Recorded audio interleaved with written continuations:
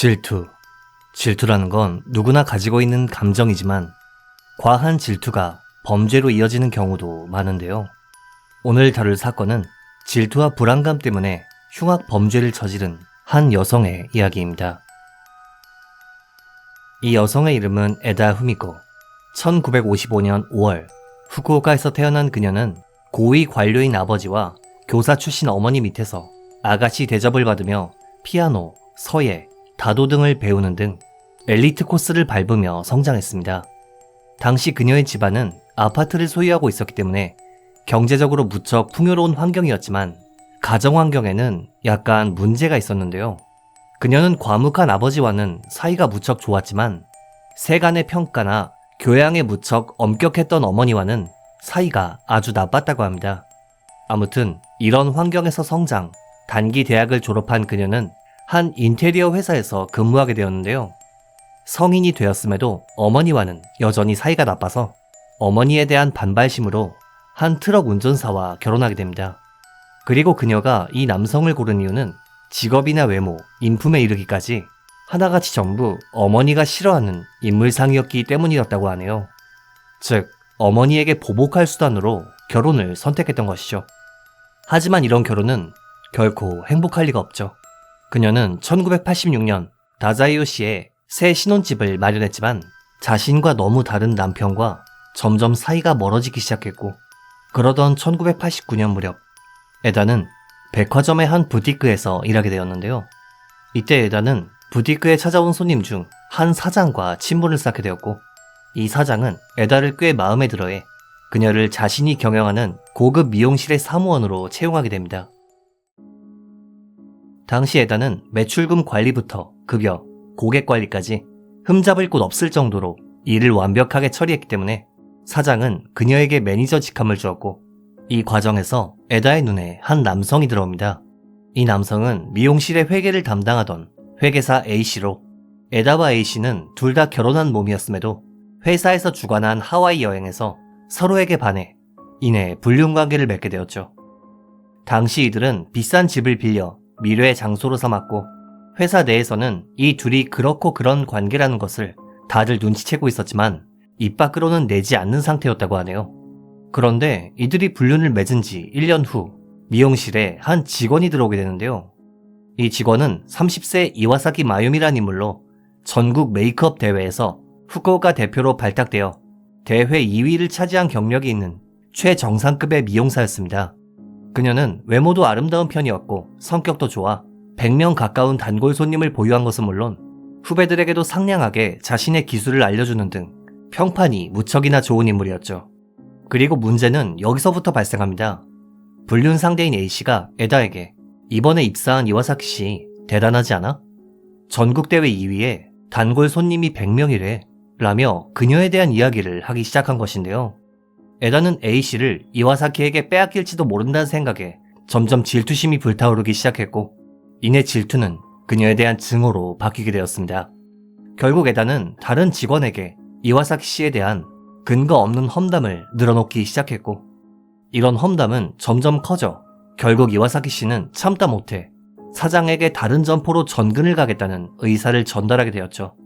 하지만 에다의 증오심은 전근만으로는 해소되지 않았고, 그러던 와중 세무사 A씨가 불륜 미래 장소였던 아파트를 해약했다는 말을 듣게 된 에다는 이 모든 게 이와사키 때문이라고 생각하기 시작했습니다. 1994년 2월 27일, 당시 에다와 이와사키 씨는 사무실에서 4시간에 걸친 말다툼을 벌였고, 말다툼 도중 결국 분노를 참지 못한 에다가 2주 전 구매한 시칼을 꺼내 이와사키 씨를 덮친 후 목과 몸통을 반복적으로 공격해 살해했습니다. 참고로 사무실에 어떻게 시칼이 있냐 하실 수 있는데, 그녀가 범행을 저지른 장소는 일반적인 사무실이 아닌 미용실 사장의 자택 겸 사무실이었다고 하는데요. 아무튼 사장이 귀가하기 전에 시신을 숨겨야 했던 에다는 시신을 차로 운반하고 싶었지만 대낮에 시신을 운반했다간 누군가가 목격할 거라 생각, 공구상자에서 톱을 꺼내 시신을 해체하기 시작했습니다. 그녀는 약 3시간 20분에 걸쳐 팔과 다리는 물론 지문을 채취할 수 없도록 손목 부분도 따로 해체했고, 이를 전부 여행 가방에 넣고 집으로 운반했습니다. 그리고 현장을 깨끗이 치운 뒤 저녁 7시 무렵엔 아무 일도 없었다는 듯 회사 연수에 참석했죠. 그리고 3월 2일이 되자 그녀는 본격적으로 시신을 유기하기 시작했는데요. 에다는 렌터카를 빌려 아소산 근처에 다리를 유기했고 쿠마모토역에 설치된 코인 락커에는 몸통을 유기했으며 타마나 주차장 쓰레기장엔 오른쪽 손목과 왼팔을, 야마카와 주차장 쓰레기장엔 왼쪽 손목과 오른팔을 버렸습니다. 그리고 운전 도중 범행에 사용한 흉기를 대충 던져버렸죠.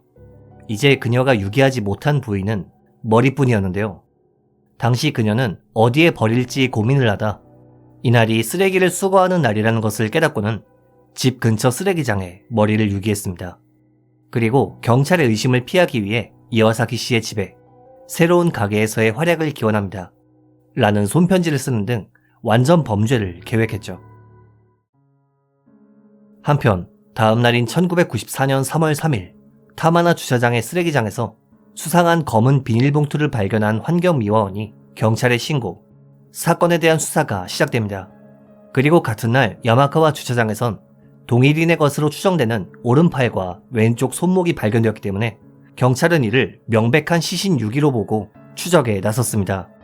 참고로 이때 발견된 왼쪽 손목은 전단지에 감싸져 있었는데 이 전단지는 1200장 정도만 인쇄되어 다자이 후시 근방에만 배포된 물건이었기 때문에 경찰은 범인이 이 근방에 살고 있을 것으로 추정했고 수사 과정에서 한 인물이 용의선상에 오르게 됩니다. 바로 같은 직장에서 근무하던 38세의 에다 후미코였죠. 심지어 그녀는 3월 2일부터 4일까지 렌터카를 빌린 것은 물론 그녀가 근무하는 사무실에서 혈흔 반응이 있었기 때문에 3월 15일 그녀는 시신 유기 혐의로 긴급 체포되었는데요. 체포 당시 에다는 저도 범인에게 협박당하고 있어요. 진범은 따로 있다니까요? 라며 한 장의 편지를 내밀었습니다. 그리고 그 편지에는 다음은 네 차례다 라고 적혀 있었지만 사실 이것은 경찰의 의심을 피하기 위한 에다의 자작극이었습니다. 하지만 수사 과정에서 피해자의 손목 시계와 수첩이 에다의 집에서 발견되었기 때문에 그녀는 결국 강도 높은 조사를 받게 되었는데요. 처음에 그녀는 시신 유기만을 인정했지만 나중엔 이와사키 씨를 살해했다는 것도 인정했고 결국 기소되어 재판에 넘겨지게 됩니다.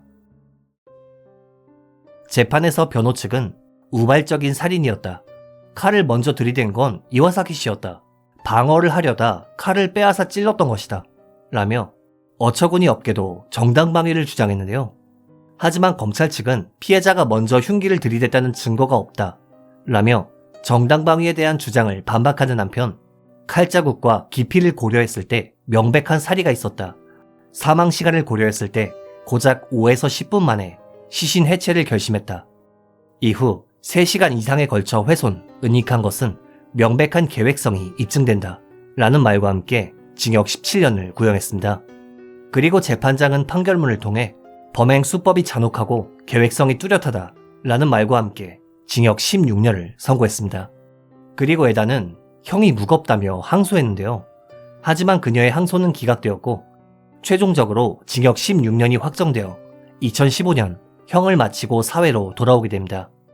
이번 영상 어떻게 보셨는지요?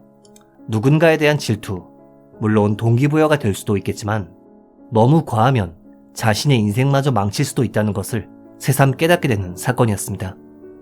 피해자분의 명복을 빌며 영상을 마칩니다. 규미사였습니다.